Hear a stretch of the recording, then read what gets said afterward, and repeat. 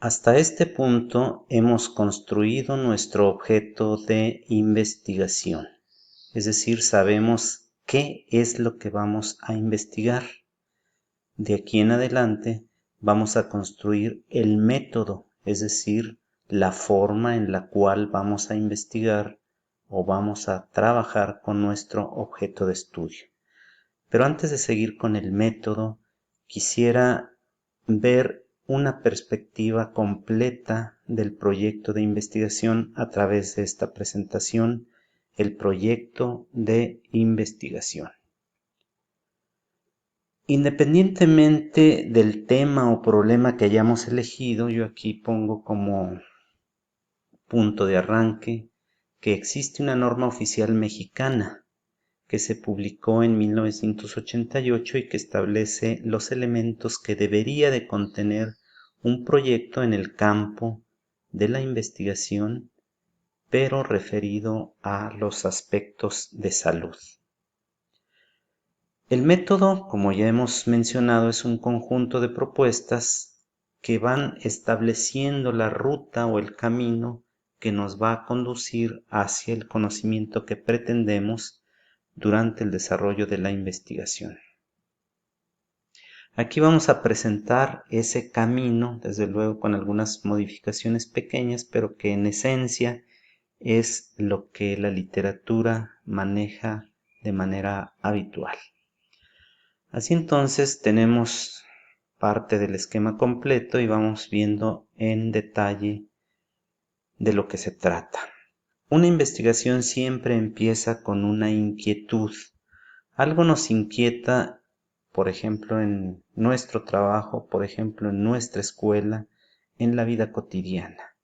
Siempre algo nos llama la atención, siempre tomamos conciencia de algo que desconocemos, algo que nos inquieta, y ese es el punto de partida para querer entender un fenómeno o un problema más a fondo. Es el origen o disparador de una investigación. Una vez que hemos percibido de manera intuitiva esa parte del problema, pues estamos en condiciones de ir a la literatura, buscar un poco más para redondear ese conocimiento, y entonces estaremos de alguna manera construyendo el problema. El problema es un constructo, es decir, los problemas no existen de manera natural. Es necesario que nosotros podamos percibir los obstáculos, identificar el entorno y analizar la serie de relaciones que rodean esta situación. Esto es parte de la sección planteamiento del problema. El problema, aquí se repite para hacer mayor énfasis en lo mismo, es nuestra falta de conocimiento sobre un aspecto de un fenómeno que estamos percibiendo. Y ese problema debe ser ubicado en un marco teórico. Ya decíamos que el marco teórico pues nos explica cuál es la naturaleza y mecanismos de producción de ese problema que queremos investigar más a fondo, y en ese marco debe ubicarse esta situación que estamos investigando. Esa sería la segunda sección o marco teórico. Y acá lo enfatizamos nuevamente. Es una explicación la teoría del cómo, del por qué, del dónde o en qué circunstancias se genera la situación problemática. Luego estamos justificando nuestro estudio de investigación con las explicaciones que damos ante una comisión experta en metodología de la investigación, aportando ciertos criterios para defender el hecho de que se haga nuestro proyecto. Es la sección de justificación.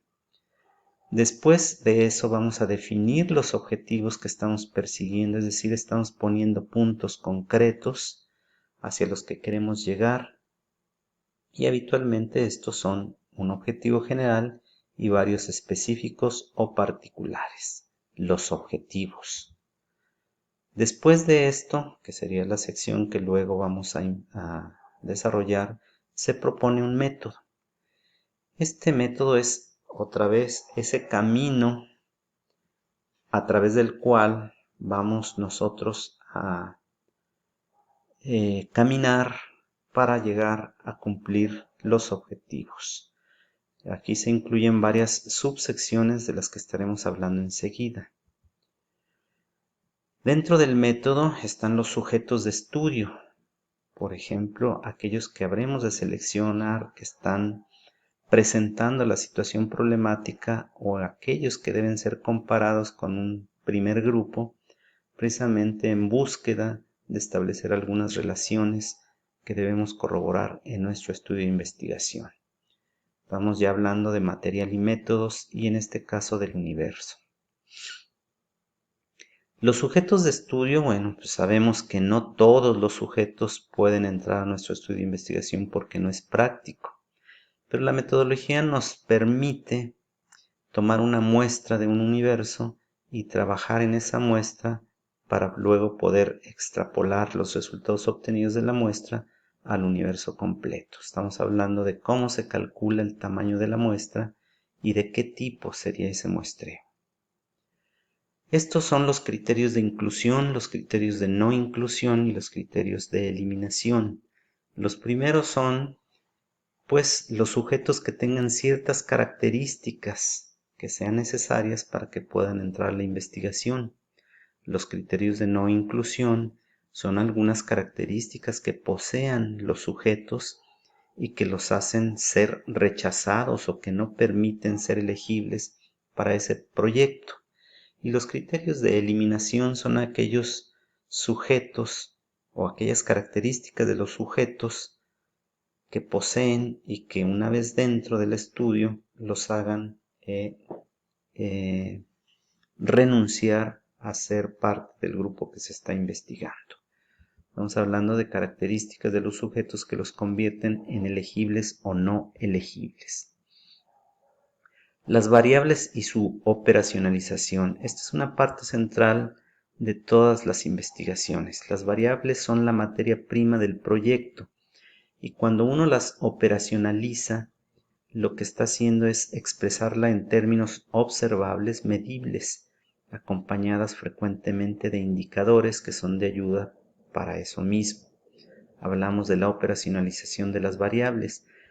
La operacionalización de las variables frecuentemente se vale de este tipo de cuadros. Hay al menos dos tipos de operacionalizar las variables. Este primer cuadro para variables que son sencillas, que tienen una definición conceptual, por ejemplo la edad, la fiebre y la ocupación tendrán su propia definición, pero aparte tendrán su definición operacional. Habrá que señalar el tipo de variables que son, la escala de medida y habrá otra forma también de operacionalizar las variables que son un poco más complejas que las anteriores. Por ejemplo, los hábitos alimentarios podemos dividirla en dos dimensiones: calidad de la alimentación y cantidad de la alimentación. Cada una de estas dimensiones tendrá su definición, su indicador y su tipo de variable. O el estilo de vida, que tendría en este caso como dimensiones acceso a la tecnología, creencias y costumbres y redes familiares y sociales, rellenando también los apartados correspondientes a definición, indicador y tipo de variables, además de una escala de medida. Las variables y su operacionalización es una de las partes más críticas del proyecto. Su correcta identificación contribuirá a un mejor resultado. El método estadístico es algo también muy importante. Este nos va a servir para el proceso de los datos que se recojan en el trabajo de campo. Habrá que tener puntos de referencia para ser comparados y para llegar a conclusiones.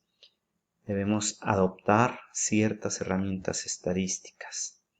El procesamiento de la información, pues generalmente se hace a través de programas informáticos que nos permiten de manera muy ágil hacer las operaciones estadísticas con ayuda de algunas otros recursos como las tablas, los cronogramas, y en general esta parte se trata de cómo serán tratados los datos con los que se construye esta sección.